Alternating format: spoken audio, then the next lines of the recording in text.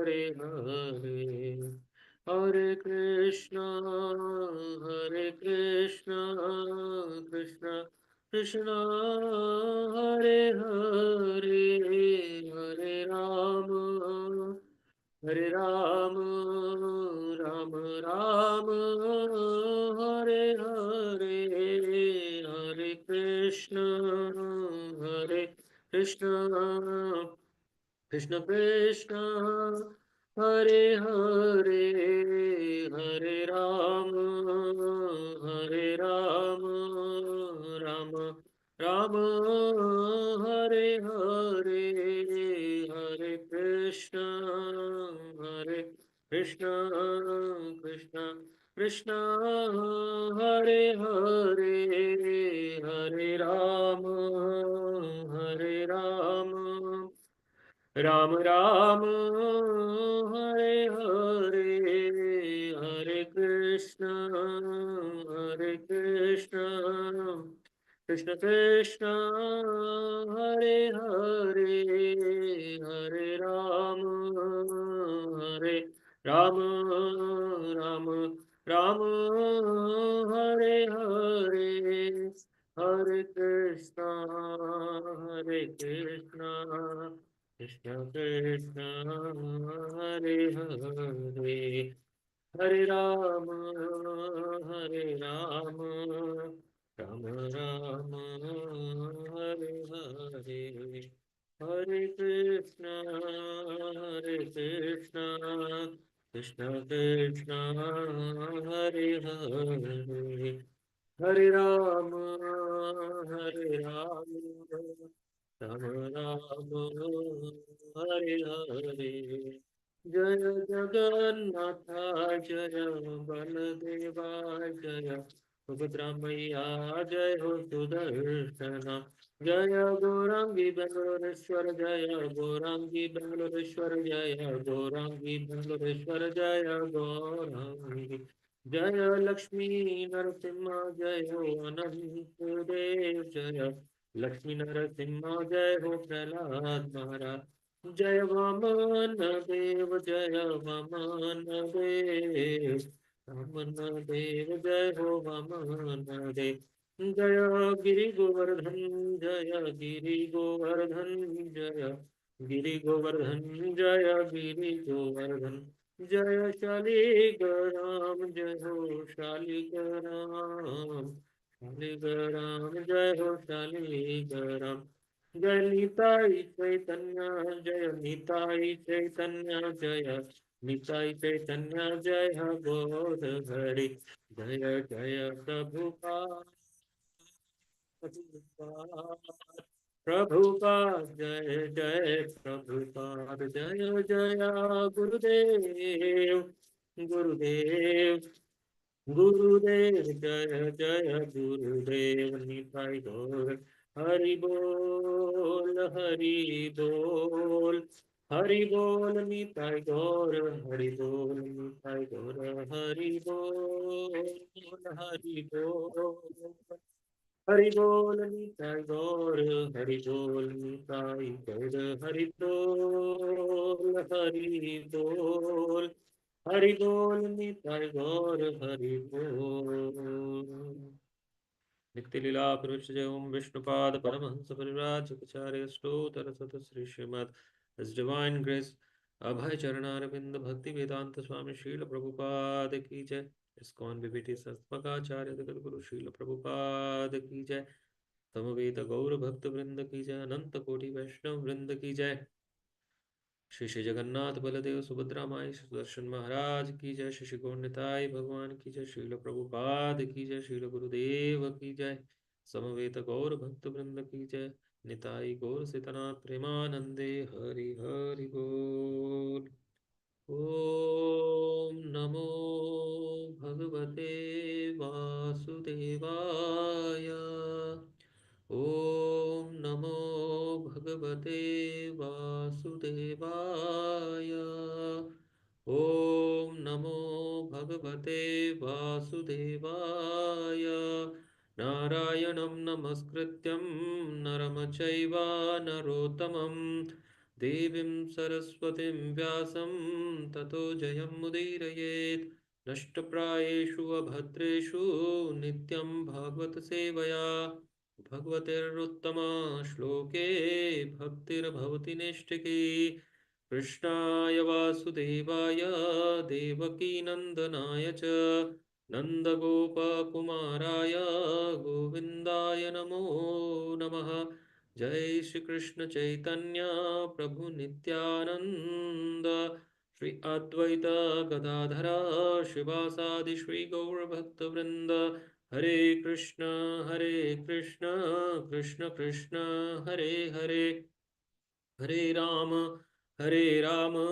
Ram Ram Hare Hare Hare Krishna welcome all of the devotees in morning session of Srimad Bhagavatam. And today we are going to read from Srimad Bhagavatam, Canto 4th, Chapter 9th, entitled Dhruv Maharaj Returns Home. So under the chapter, we are going to read from verse number 64 to 65. So wherever you are, I am going to share my screen, so you can also read from here.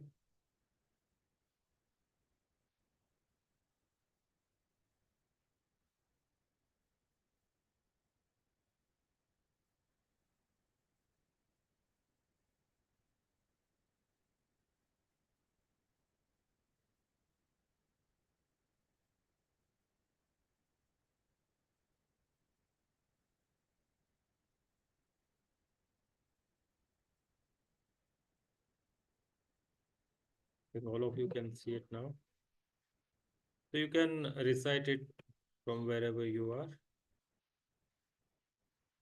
वाप्यो वैदुर्यसोपाना पद्मोत्पला कुमुदवतिः हंसकारण्डवकुलैरा जुष्टा चक्रवाह सर शारसे वाप्यो वैदुर्यसोपाना पद्मोत्पला कुमुद्वती हंसकारण्डवकुलैर्जुष्टा चक्रवाह सारसै वाप्यो वैदुर्यसोपाना पद्मोत्पला कुमुद्वती हंसकारण्डवकुलैरा जुष्टा चक्रवाह सारसै.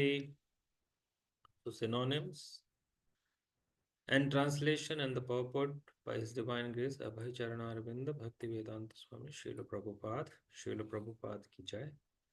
Synonyms: Vapyaha, lakes, Vaidurya, emerald, Sopana, with staircases, Padma, lotuses, Utpala, blue lotuses, Kumudvatihi, full of lilies, Hamsa, swans, Karandava, and ducks, Kuleha, by flocks of Joshtaha, inhabited, Chakravaha, by Chakravaha, geese, Saraseha, and by cranes. Translation: there were emerald staircases which led to lakes full of variously colored lotus flowers and lilies and swans, karandavas, chakravakas, cranes, and similar other valuable birds were visible in those lakes.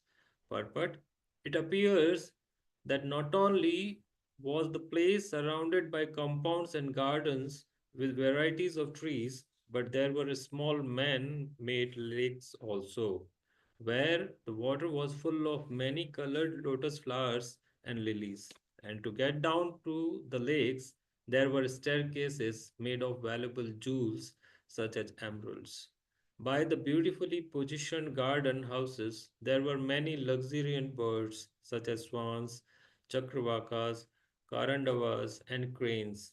These birds generally do not live in filthy places like crows do.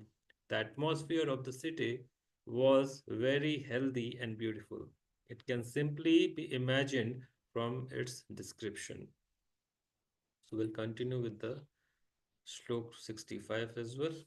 उत्तानपादो राजर्षि प्रभावं तन्यस्य तं श्रुत्वा दृष्ट्वा अद्भुतं प्रपेदे विस्मयं परम् उत्तानपादो राजर्षिः प्रभावं तनयस्य तं श्रुत्वा दृष्टा अद्भुतं तं प्रपेदे विस्मयं परम् उत्तानपादो राजर्षिः प्रभावं तन्यस्य Tam Shrutva Drashta Adbhutam Tam Prapete Vismayam Param. And synonyms, translation and purport by His Divine Grace, Abhay Charana Arvinda, Bhaktivedanta Swami, Srila Prabhupada. Srila Prabhupada ki jai.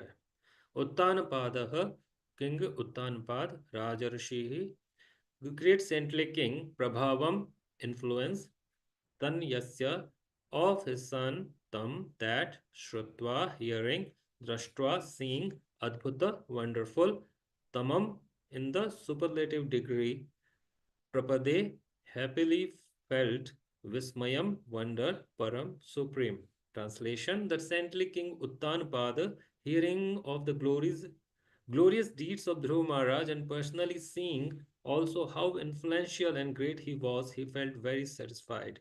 For Dhruva's activities were wonderful to the supreme degree. Purport: when Dhruv Maharaj was in the forest executing his austerities, his father Uttanapad heard everything about his very wonderful activities. Although Dhruv Maharaj was the son of a king and was only 5 years old, he went to the forest and executed devotional service under the strict austerity. Therefore, his acts were all wonderful, and when he came back home, naturally, because of his spiritual qualifications, he became very popular amongst the citizens. He must have performed many wonderful activities by the grace of the Lord.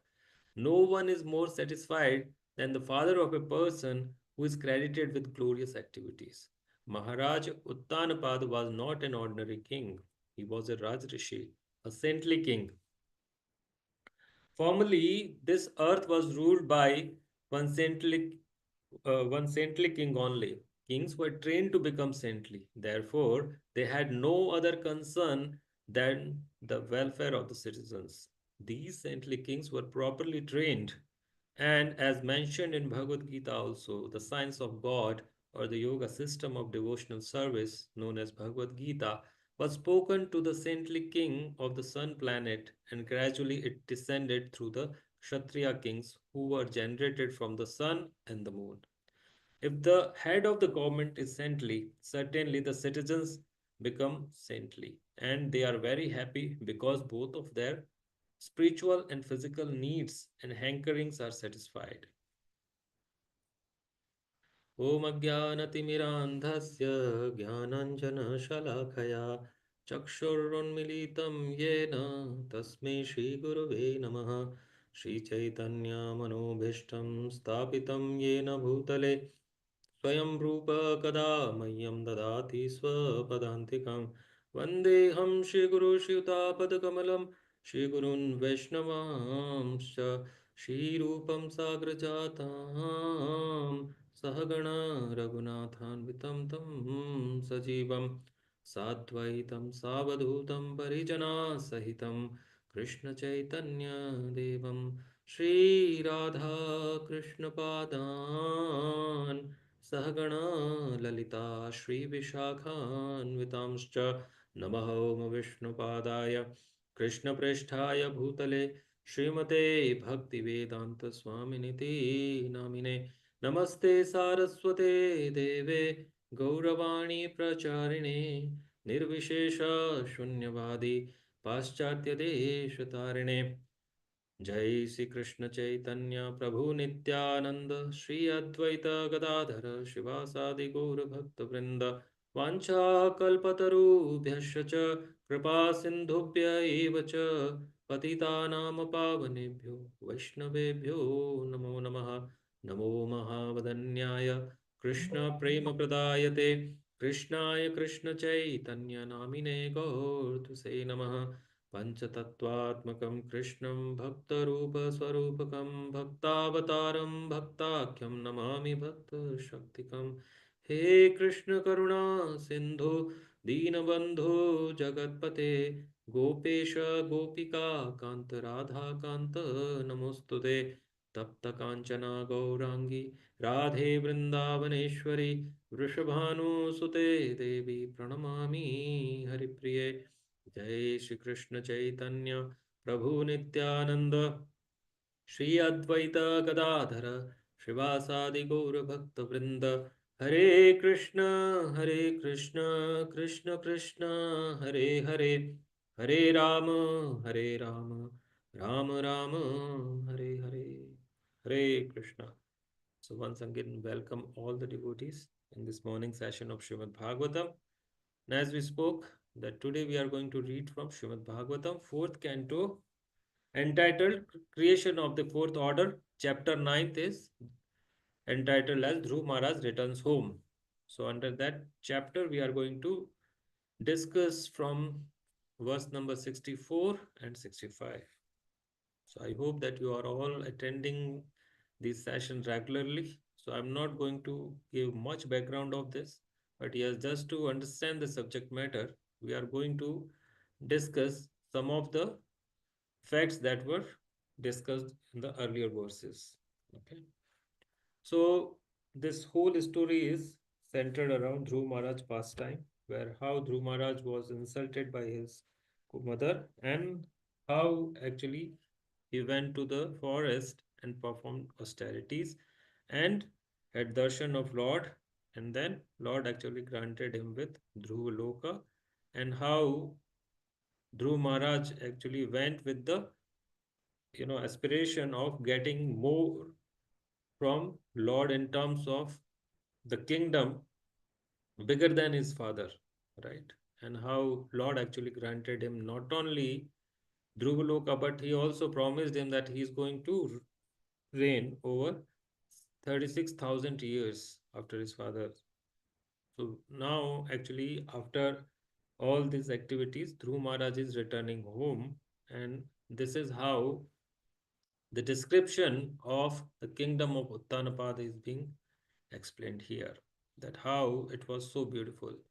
And one may think that this whole subject matter of Srimad Bhagavatam is centered around the spiritual activities, right? And how come here these material attributes are being discussed? So we need to understand that this material world is nothing but it is perverted reflection of spiritual world, right? So in this chapter, the Dhruv Maharaj, when returned homes, how it is the description of Uttanapad's kingdom has been given, right? So that we can understand that the kingdom of Uttanapad was not an ordinary kingdom, right? He was king of whole universe basically, right? And in that matter, the kingdom was not like ordinary. So today, if we see the most developed countries like US or any other European countries, right? So there people go and they get bewildered by seeing the buildings or the natural beauty and whatnot, right? And they get mesmerized. So what to speak of the kingdom of Uttanapad, right? So now if you go in those developed countries and you see those tall buildings and beautiful sceneries around, right? So you won't see the that buildings are anointed with the emeralds or jewels, right? So they are normal buildings, but still we praise them like anything, right? So here we can see that even the staircases were anointed with emeralds, right? And lakes were full of variously colored lotus flowers and lilies, right? So it like you must have seen lilies in different colors, right? So all the varieties of flowers were there in the lake, right? It was so beautiful. And as we can see here, that emerald staircases were there, right? So we can't even imagine in wildest of our dreams that how can the staircases can be made up of emeralds, right? So this was the opulence of Uttanapad's kingdom, right? So that is something we need to understand, that in this world, whatever we see, right, whatever we see in terms of their beauty or the splendor or the opulence, it is nothing in terms of comparison to what opulence spiritual world can have. So One may argue that, this is what we are seeing here is the most beautiful, right? Because this is what the general conception is, that whenever we see anything, which is beyond our mental capabilities, right, then we deny it basically in the first go, right? But we need to understand that in 15th chapter, in the first verse itself, Lord says that what is the nature of spiritual world and what is the nature of material world, right? So Lord says that Shiv Bhagavana Uvacha Urdhva Mula Adham Shakha Ashwatham Prahur Avyayam Chandasi Yasya Parnasi Yastam Vedasa Vedavita. So here Lord is saying that there is an imperishable banyan tree, right? And it is roots upward and branches are down, right? And whose leaves are Vedic hymns. And one who knows the tree is the knower of the Vedas. But the fact that we need to understand from this verse is that whatever we see in this material world is the perverted reflection of spiritual world, right? So you can imagine that it is nothing in comparison to the description of spiritual world, right? What spiritual world is having is we can't even imagine, right?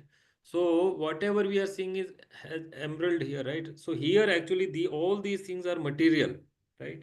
Whereas in a spiritual world everything is spiritual, right? Satchita Ananda. So that is beyond the conception of our material, uh, intellect. And that's the reason that whatever we see in this world, material world, is actually at the end of day, if you can see that everything is made up of three modes of material nature, that is Sat, Raja and Tama, right? And beyond that is the spiritual world, right? So our imagination, our intellect is bound by these three modes of material nature, and that's where the limitation comes, and that limitation prohibit us to see beyond that, right? To understand the spiritual world, we need to have spiritual capabilities. Then only we can understand spiritual world, right? This is what we say every day, that we should chant Lord's name. Why? By chanting Lord's name, our intellect get purified, right? And as an as we follow the spiritual path and we follow the rules and regulation of spiritual path, then we actually, elevate ourselves to from tamas to raja, raja to sattva guna, and sattva guna to shuddha sattva, right? And that's the target of all spiritual practices that we are doing, that we actually, come to the platform of shuddha sattva, and there then actually we can start thinking of love of Godhead, right? So all practices are actually, leads us to pure spiritual path, that is Shuddha Sattva Guna, right? And how we can do this is actually the main aim of human form of life, right? Sabe pumsa paro dharmo yatho bhaktir adokshaje ahetuki apratihata yayatma suprasidati. So when we follow spiritual path, right, then our intellect get purified, and in the course of time when intellect is totally purified, then only we can understand the spiritual world and its attributes. So here actually if you see in this particular verse, uh, Prabhupada is saying that generally these beautiful birds, whatever is being explained here, like swans or chakravakas, karandavas or cranes, right? So these birds generally do not live in the filthy places like crows do. So the the point here we need to understand is that how, the kingdom of Uttanapad was clean, right? Everything was so beautiful, and that's what Prabhupada used to say, that cleanliness is next to godliness, right?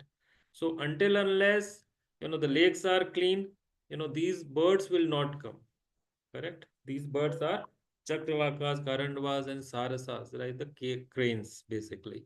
So, this actually an analogy which we can understand from our perspective is that until unless we purify ourselves, right? We purify our heart from all the filthy things, then the good qualities cannot actually sit in the heart, right? Until unless we purify our heart, right, the good qualities cannot stay there for long. And how we can do it? By actually associating with those devotees who are actually more on the path of spiritual journey, and they are actually inclined towards serving the Supreme Lord. So, if we associate with those kind of people who are having that kind of inclination, then only we can actually develop those qualities and we can purify our heart. Otherwise, we cannot develop good qualities. So, good qualities will come in course of time, but we have to associate with devotees of the Lord, right? And here Prabhupada is, concluding the purport by saying that the atmosphere of the city was very healthy and beautiful, and it can simply be imagined from its description. So this is the whole idea that we can take from this verse is that we need to understand that whatever we are seeing in this world, right? How glorious it may be, how splendid it may be, but it is just a perverted reflection, and it is just the reflection, right? It's not in reality, right? So how we can understand it? If I show you the reflection of gulab jamun, then you cannot actually have that feeling of satisfaction, correct? Until unless you eat it yourself and you actually understand and you can feel it, your stomach or your belly get filled, or your tongue actually get satisfied, then you can actually have that kind of satisfaction. Otherwise, just by seeing the reflection, it can't make you happy, or it can't make you satisfied, right? So until unless you have that real taste, the reflection cannot actually satisfy you. So similarly, no matter how beautiful or how splendid one may look, right? Or the sceneries or the countries or anything for that matter, right? But until unless we actually clarify our heart, right, to the extent that actually we can see the reality as it is not going to give us bliss forever, right? So we'll move to the next verse where Prabhupada is explaining, right, in his purport, and we will understand the translation first, and then we will move to the purport. So the translation goes like: the saintly King Uttanapada, hearing of the glorious deeds of Dhruv Maharaj and personally seeing also how influential and great he was, felt very satisfied, for Dhruva's activities were wonderful to the supreme degree. So this is again very important, concept that we can take from this verse is Prabhupada actually explaining here that there is nothing more satisfying to a father, right, than his son is or his son or daughter, whomsoever it may be, they get glorified, right? So this is the ultimate satisfaction to parents when their children actually perform glorious activities more than themselves, right? So this is what being explained here. And Prabhupada is saying that Uttanapad was not an ordinary king, he was Raja Rishi, right? And Prabhupada again giving one more concept here that in earlier ages, right? In earlier ages, the earth was ruled by saintly kings or the Raja Rishis, right? So nowadays we see that even if someone is having, a glimpse of Raja Rishi, the whole country is actually getting spiritualized, right? So if the head of the society or head of the country is spiritual, or he is saintly, then the populace, the normal populace also actually follow that path.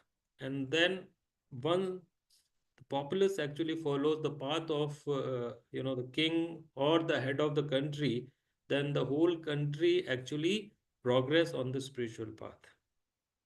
And that's what Prabhupada is saying here in the purport, that kings were trained actually from the beginning to become saintly, right? So, from till age 25 years, they were actually following Brahmacharya ashram, irrespective of whether they are coming from the royal family or they are coming from a peasant's family. Everyone was going to Gurukul, and they were attaining the various skills. And in those skills, it was mandatory for royal family members to undergo those kind of spiritual trainings, right? So that in future, when they are going to take over as king or head of the country, then they can actually showcase to the normal populace of the country that how they should actually live. And until unless they themselves have practiced it, they cannot exhibit those saintly qualities or those spiritual qualities. So once they are trained in that matter, right, then only they can actually perform those kind of activities, and they can lead from the front, and they can showcase to the normal population that how one should actually live in the life. And it was it was done in such a way by kings that the whole idea was the welfare of the citizens, that they follow that, because you can make one happy by giving him one time food or one time meal, right? And you can actually help more by giving some money so that he can survive for a month, right?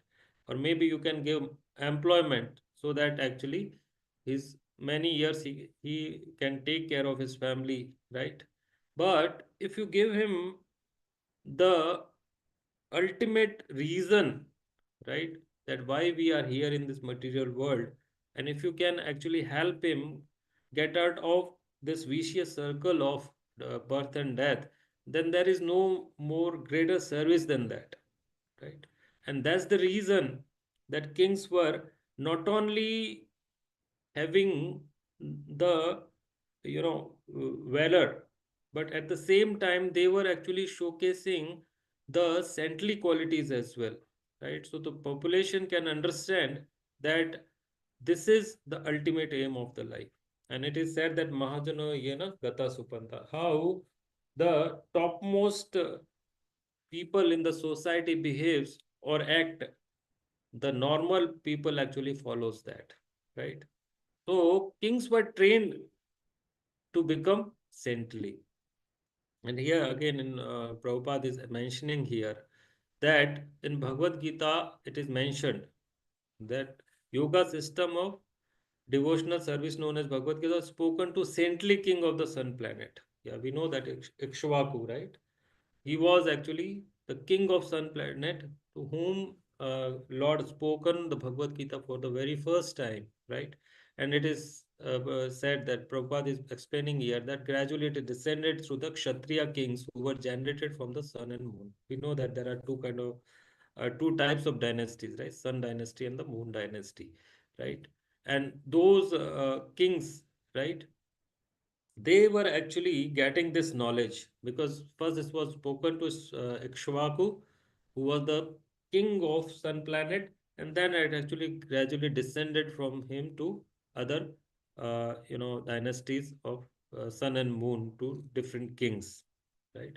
And then Prabhupada is explaining that if the head of the government is saintly, certainly the citizen becomes saintly, and they are happy because both their spiritual and physical needs and hankerings are satisfied. So it's very important to understand from a general perspective that you can, as I was explaining earlier, that you can make one happy, right, by giving some food or some money or some employment.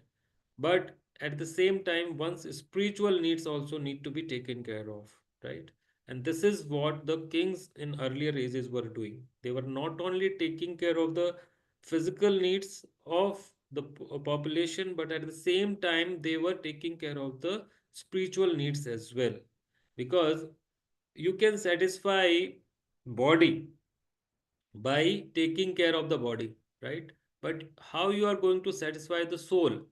The soul satisfaction lies in associating with the pure devotees of the Lord. Because once a person associates with those purely and saintly persons, then the natural inclination towards God that is there in all the living beings, that get perpetuated, right?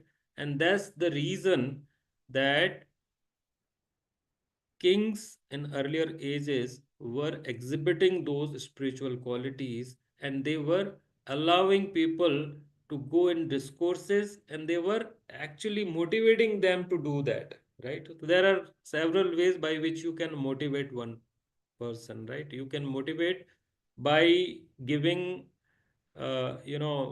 sermons. You can actually motivate a person by giving some help, right? And appreciate them. But the real motivation is when you help someone to progress on a spiritual realm, and that's very important. And now, in this particular verse, we can see that how Prabhupada is emphasizing on this point, that the head of the society or head of the government or head of country, the person need to be trained in spiritual qualities or spiritual training basically. And now here we can understand from one fact that a father is actually happy when son is glorified, or son actually exceed from where father has left, right? So the same actually applies to all of us, because we have taken initiation from our spiritual master. And spiritual master become more happy, right? He's like father, right? So if you want to please, or if we want to please our guru or a spiritual master, then we must actually, you know, go beyond our capacity to serve, right? If we do that, and if we become glorious, then our father or our spiritual master, our real father or our spiritual master, become happy. And this is actually applies to all of us who are actually taken the initiation, or who are aspiring to take the initiation, right? So if we want to serve, then what is the definition of serving, right? So serving is following the orders, right? So if you are following orders, then only you are serving. It's not that by our own whims and ideas we actually serve someone, right? And that's how we need to understand this concept, that to serve someone is to uh, follow someone's order, right? It's not by our own mind that we actually decide that, oh, this is what we should do. And there is a beautiful story which actually explains that how one should serve and what is the definition of service, right? So there was one father who was having four sons, right? And all of them were actually very inclined towards serving the father. So it so happened that one day the father actually became sick, and all of his body actually was paining, right? So all the four sons decided that today we are going to massage our father, right? And everyone has taken one limb, right? So one son has taken one leg, other one has taken the second leg, and the third son has taken one right hand, right? And the fourth son has taken the left hand, and everyone was massaging the father. But father actually was having more pain in head rather than in his legs or hands. So he actually told his sons that, you please actually massage my head. I am having more pain in my head rather than massaging my feet or legs or hands. They actually didn't hear their father, and they continue doing what they were doing. They were just massaging the hands and legs. They were not actually hearing to the father that he is asking his head to be massaged, right? But they weren't following the orders of their father. So we can see in this particular example that are they serving their father or not? Yeah, from the external perspective, the person who actually looking it from the distance, they can actually make a thought that yes, they are serving their father very nicely. Just see them, just look at them, right? And they may glorify them, right? But if someone goes near, then they can see that father is telling them that please massage my head, right? But now they are so adamant, right? This is what happened with us as well, right? Once we get one service, right, that we get so much attached to that service that we keep on doing it, irrespective of somebody actually has more need of our service in some other matter, right? We just keep on doing our service, right? So this is what we need to understand, that in those cases when somebody is actually asking us to do something what is beyond our service, or it is different from our service what we are doing currently, then we should follow that order, right? So in that case, if you see, those sons are not really serving their father, because they are not following the orders of their father. So to serve means to follow, right? And if we want to serve our guru, our spiritual master or Prabhupada, then we must follow their orders, right? Rather than just following our own whims and ideas. So, this is what we need to understand from our perspective, that we should always be ready to serve, and we should always be ready to serve in desired way, rather than we actually follow our own ideas. So if we want to please our spiritual master, if we want to please anyone for that matter, then we should understand it, that we can make them happy, we can make them blissful only when we actually exceed the expectation by following their orders. We cannot actually exceed the expectations until unless we actually follow their orders, right? So here I am going to stop. If you have any questions, then I can take.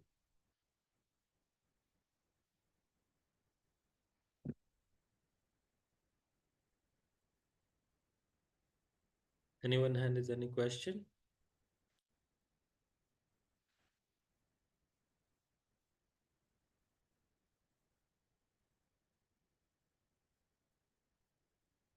I think we are good. So everyone is satisfied. I'm very thankful to all of you for coming to this session and giving me an opportunity to speak on this confidential subject matter. So I thank you all. I thank all of you very much. Shrimad Bhagavatam की जय, श्रील प्रभुपाद की जय, श्रील गुरुदेव की जय, समवेत गौर भक्त वृंद की जय, अनंत कोटि वैष्णव वृंद की जय, निताई गौर सीतानाथ प्रेमानंदे। हरि हरि बोल।